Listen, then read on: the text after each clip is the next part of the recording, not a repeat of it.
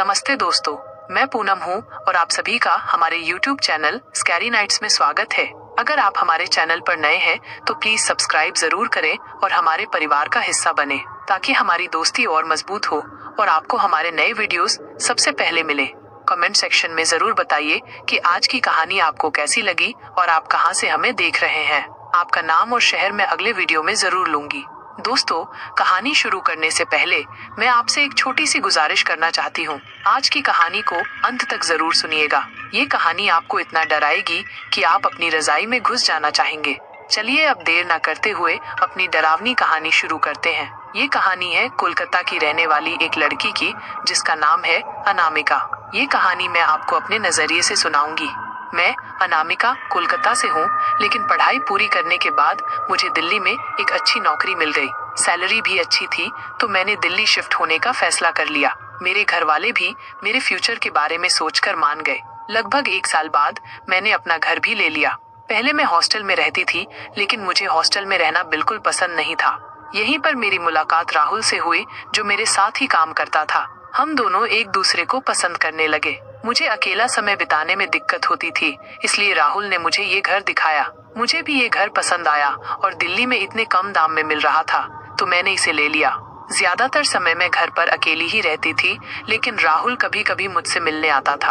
एक दिन ऑफिस में राहुल मेरे बर्थडे पर आया और पार्टी करने को कहा। मैंने पूछा, कहाँ और कैसी पार्टी? राहुल बोला, अरे यार, इतना भी नहीं पता? अच्छा ठीक है, मैं अरेंज करूंगा, बस पेमेंट तुम्हारा। मैंने भी हाँ कर दी।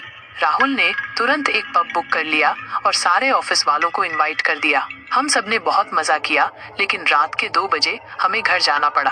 राहुल ने मुझे छोड़ने की बात कही और मैं मान गई। रास्ते में मुझे अचानक टॉयलेट लगी और मैंने राहुल से कार रोकने को कहा। पास में ही एक सुनसान जगह थी तो हम वहीं रुके। मैं जंगल में थोड़ा अंदर गई और तभी मुझे एक काली छाया दिखी जिसकी आंखें लाल चमक रही थीं। मैं बहुत डर गई और चीखती हुई राहुल के पास भागी। राहुल ने मुझे घबराहट से पूछा, क्या हुआ, क्या देखा तुमने? मैं डरी हुई आवाज में बोली, वहाँ कुछ है, काला सा, आंखें लाल। राहुल घबरा गया और कार स्टार्ट करने लगा, लेकिन कार नहीं चल रही थी। उसी वक्त एक तेज आवाज हुई, जैसे कुछ कार की छत पर गिरा हो। मैं डर के मारे चिल्ला उठी, राहुल जल्दी करो, कुछ है यहाँ। राहुल ने कई बार कोशिश की, लेकिन कार स्टार्ट नहीं हुई। आखिरकार एक बार फिर कोशिश करने पर कार स्टार्ट हो गई और हम वहाँ से तेजी से निकल गए। घर पहुँचने के बाद भी मैं उस डरावने अनुभव को भूल नहीं पा रही थी। बार बार मेरी आंखों के सामने वो काला साया और उसकी लाल आंखें आ जाती थीं। मैंने राहुल से कहा, आज तुम यहीं सो जाओ, सुबह चले जाना। राहुल ने मुझे समझाया, शायद तुमने कोई जानवर देखा होगा, डरो मत। हम घर आ गए हैं, अब कोई खतरा नहीं है, लेकिन मेरा मन अशांत था। राहुल ने मेरी चिंता देखकर कहा, ठीक है, मैं अपनी मम्मी को फोन कर दूंगा कि मैं आज नहीं कल आऊंगा। रात गहरी होती जा रही थी और मेरा डर बढ़ता जा रहा था। राहुल मेरे बगल में सो रहा था, लेकिन मेरी आंखें बंद नहीं हो रही थीं। बार बार वो काला साया मेरे दिमाग में आ रहा था। अचानक मुझे लगा कि कोई हमारे कमरे में है। मेरी धड़कनें तेज हो गईं। मैंने इधर उधर देखा, लेकिन कुछ नहीं था। मैंने सोचा कि शायद ये मेरा ख्याल है, लेकिन डर का साया मेरे मन पर छा गया था। कुछ देर बाद मुझे खिड़की के पास से कुछ खटपट की आवाज सुनाई दी। मैंने राहुल को जगाने की कोशिश की, लेकिन वो गहरी नींद में था। मैं धीरे से उठी और खिड़की की तरफ देखी। बाहर सड़क पर हल्की रोशनी थी, लेकिन कोई नहीं था। मैं खिड़की बंद करने गई, तभी मुझे लगा कि कोई मेरे पीछे से गुजरा। मैं घबरा गई और पीछे मुड़ी, लेकिन कुछ नहीं था। मैं डर के मारे भागकर राहुल को जगाया। राहुल उठो, मुझे कुछ अजीब लग रहा है। राहुल थोड़ा गुस्से में उठा और बोला, क्या हुआ है, बार बार परेशान कर रही हो? कुछ नहीं है, सब तुम्हारे दिमाग का खेल है। मैंने डरते हुए कहा, नहीं राहुल, सच में, मैंने खिड़की के पास कुछ देखा। राहुल ने गहरी सांस ली और कहा, ठीक है, मैं देखता हूँ। वो उठा और खिड़की की तरफ गया। उसने बाहर देखा और खिड़की बंद कर दी। देखो, कुछ नहीं है, अब सो जाओ। लेकिन मेरा मन शांत नहीं हो रहा था। मुझे लग रहा था कि कमरे में कोई और है। तभी दरवाजे पर हल्की सी आवाज हुई। मेरी सांसें रुक गईं।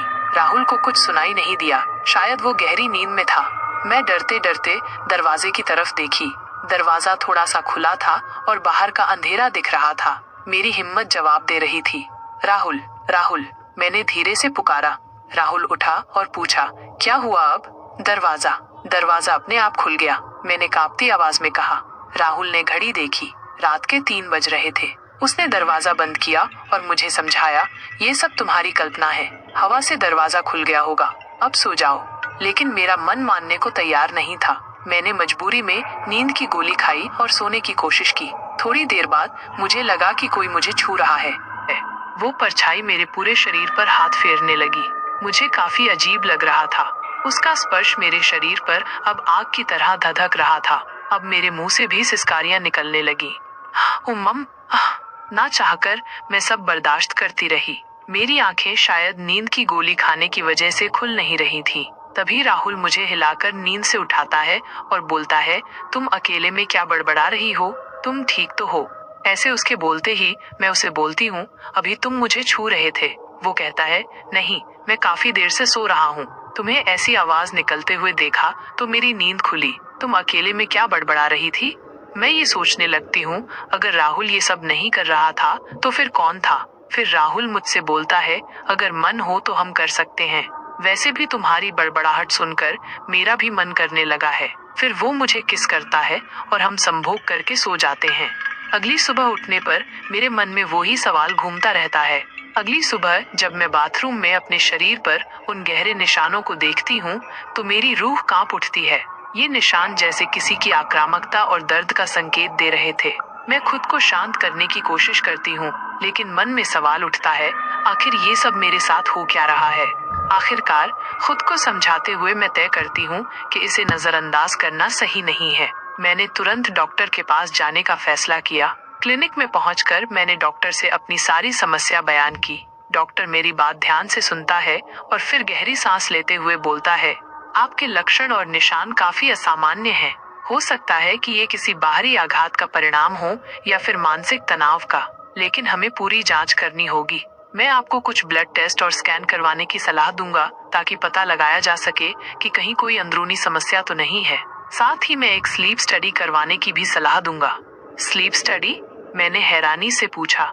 डॉक्टर ने समझाते हुए कहा, जी, स्लीप स्टडी एक ऐसी प्रक्रिया है जिससे हम आपके सोने के दौरान होने वाली गतिविधियों पर नजर रख सकते हैं। हो सकता है कि ये निशान आपकी नींद के दौरान किसी अनजाने कारण से हो रहे हों। कभी कभी व्यक्ति स्लीप वॉकिंग या नाइट टेरर जैसी स्थिति में खुद को नुकसान पहुंचा सकता है। मैं डॉक्टर की बातों को सुनकर चुप रह गई। मेरे मन में डर और संशय दोनों घर कर गए। आखिर ये सब मेरे साथ क्यों हो रहा था? डॉक्टर ने टेस्ट लिखकर मुझे लैब में जाने को कहा।